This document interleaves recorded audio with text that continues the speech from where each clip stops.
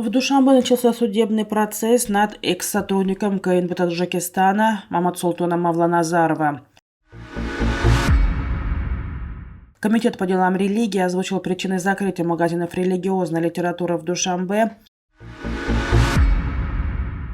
Хатлонских милиционеров призвали сбросить лишний вес. Страны Балтии приняли решение не пропускать граждан России через границы. В Душанбе начался судебный процесс над Маматсултоном Мавланазаровым, экс-сотрудников органов госбезопасности Таджикистана. Судья суда района Сина города Душанбе 7 сентября в начале процесса сообщил, что Маматсултон Мавланазаров обвиняется в публичных призывах к насильственному изменению конституционного строя с использованием средств массовой информации или сети интернет и оскорбления представителя власти в средствах массовой информации или сети интернет. Близкие Маматсултона Мавланазарова сообщили, что на встрече с ним неделю назад он отверг обвинения и заявил, что считает себя невиновным. Представители столичного суда Синос заявили родным обвиняемого, что суд над Мухаммади Султоном будет открытым, однако представителям СМИ не разрешили присутствовать в суде.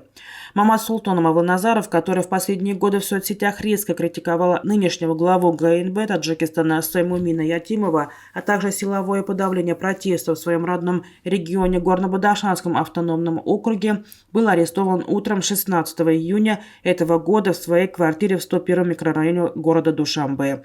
Близкие Мавланазарова тогда сообщили, что 9 человек в милицейской форме задержали экс-сотрудника госбезопасности прямо в его постели. В Комитете по делам религии, регулированию традиций, праздников и обрядов Таджикистана заявили, что незаконный ввоз и продажа религиозных книг, отсутствие религиоведческой экспертизы, а также жалобы авторов книг стали основными причинами закрытия магазинов религиозной литературы в Душанбе. По данным пресс-секретаря ведомства Афшина Мукима, наряду с магазинами были закрыты и несколько типографий. Он добавил, что закрытие магазинов религиозной литературы носит временный характер, а те книги, которые были изъяты из магазинов и типографий, в настоящее время изучаются и рецензируются. Согласно законодательству, все религиозные книги должны пройти экспертизу, прежде чем они будут ввезены в страну и выставлены на продажу, сказал представитель комитета. В настоящее время дата открытия магазинов религиозной литературы Душанбе, расположенных возле центральной мечети города, где население в основном приобретало религиозную литературу, неизвестна. Напомним, что о закрытии магазинов было сообщено 2 сентября. В Хатлонской области точным сотрудникам милиции в МВД Таджикистана рекомендовали посещать исторические места и больше ходить пешком.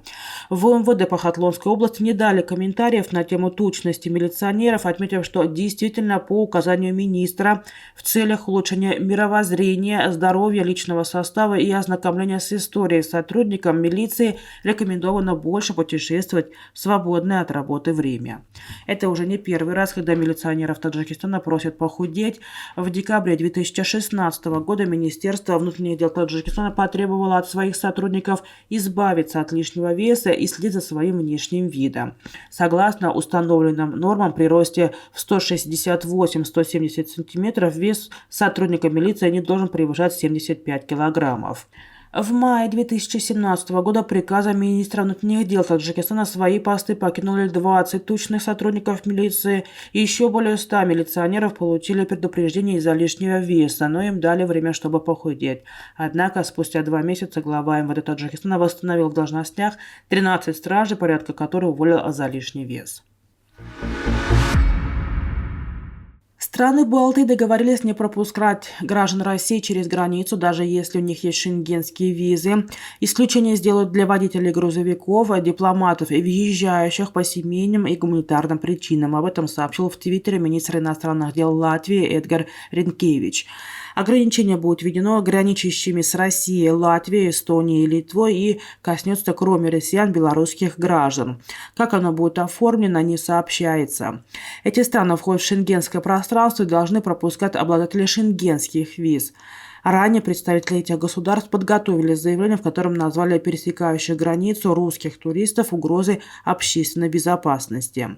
Ранее же граничащие с Россией европейские страны настаивали на запрете выдачи россиянам шенгенских виз, кроме исключительных случаев. Однако на встрече министров стран ЕС этого соглашения достичь не удалось. Против выступили представители Западной Европы, в том числе Германия, Греция, Кипр, Португалия и Франция. Вместо этого Евросоюз договорился отменить соглашение об упрощенном визовом режиме с Россией. Это может усложнить выдачу виз россиянам. Кроме того, они подорожают в 2 раза.